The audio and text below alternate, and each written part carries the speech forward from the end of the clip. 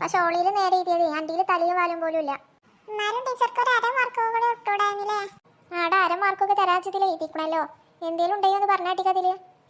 ഓളിയിൽ നോക്കിയിട്ട് 2 ആൻസർ എഴുതിക്കണോ. അതിന് തലയില്ല വാലും ഇല്ല, നടുവിൽ കുറച്ച് എഴുതി വെച്ചിക്കണു. പിന്നെ ബാക്കിയുള്ളത് മൊത്തം ക്വസ്റ്റ്യൻ പേപ്പർ എടുത്ത് എഴുതി വെച്ചിട്ടല്ല അച്ചടി. ഇതിനാണ് എനിക്ക് ആ മാർക്കറിൻ്റെ. ഒന്നില്ലെങ്കിൽ ആ ക്വസ്റ്റ്യൻ പേപ്പറിൽ ഞാൻ എഴുതി വെച്ചിട്ട് ടീച്ചറെ. ക്വസ്റ്റ്യൻ പേപ്പർ അതേപോലെ പേപ്പറിൽ എഴുതിയേക്കണമെങ്കിൽ പിന്നെ എക്സാം പറയേണ്ട ആവശ്യമില്ലല്ലോ. എന്നാൽ പിടിക്ക്, ബാക്കിയുള്ള കുട്ടികൾക്കും പേപ്പർ കൊടുക്കാണ്ട്. എൻ്റെ മാത്രം പേപ്പറൊന്നുമല്ല.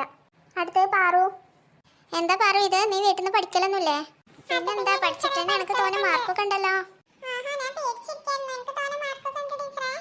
ആ പിന്നെ ഉണ്ട്. 50-ൽ 2.5 മാർക്ക്. എന്നാ കൊണ്ടേക്കോ. നിങ്ങളോടൊന്നും പറഞ്ഞിട്ട് കാര്യമില്ലല്ലോ, പഠിച്ചാലൊന്നല്ലല്ലോ ആരും വരുന്നത്. വിളിച്ചിങ്ങോട്ട് കുത്തിരിക്കാനെ മോന്ത കാണുമ്പോണ്ടല്ലോ. അവൾക്ക് 2.5 കിട്ടിയത് പോലെ കേട്ടോ അവളൊരു വിളി. ടീച്ചർമാരെ കുറ്റം കാട്ടണ പോലെയാണ്. ആമിനയാ? 50-ൽ 50. ഓളെ കണ്ട് പഠിച്ചെല്ലാവരും. കളിച്ചണീന് കളിയുണ്ട്, പഠിച്ചണീന് പഠിപ്പുണ്ട്. ഇനി ഒന്നും ഓൾക്ക് വേണമെന്നില്ല, എല്ലാ കഴിവും ഓൾക്കുണ്ട്. ആമിന, ചെറിയൊരു അക്ഷരത്തെറ്റ് ഉണ്ട് കേട്ടോ. പക്ഷെ എന്നാലും ടീച്ചർ 50-ൽ 50 ഇട്ടുക്കണു. കാരണം ഈ നല്ല പഠിച്ചിപ്പോയ ടീച്ചർക്ക് ഇതിൽ നോക്കിയപ്പോൾ മനസ്സിലായി. അവൻ്റെ മാർക്ക് കുറക്കാനൊന്നുമില്ല. ക്ലാസ്സിൽ മാത്രമല്ല കേട്ടോ ടോപ്പ് ആവേണ്ടത്, സ്കൂളിലത്തെയും ടോപ്പ് ആവണം കേട്ടോ. ശ്രമിക്കാം ടീച്ചർ. റുഷ്ദ 50-ൽ 25. ഈ ഏതായാലും അമിനാൻ്റെ ഒപ്പം കൂടിയിട്ട് കുറച്ചൊക്കെ പഠിക്കാൻ തുടങ്ങിക്കോളേ.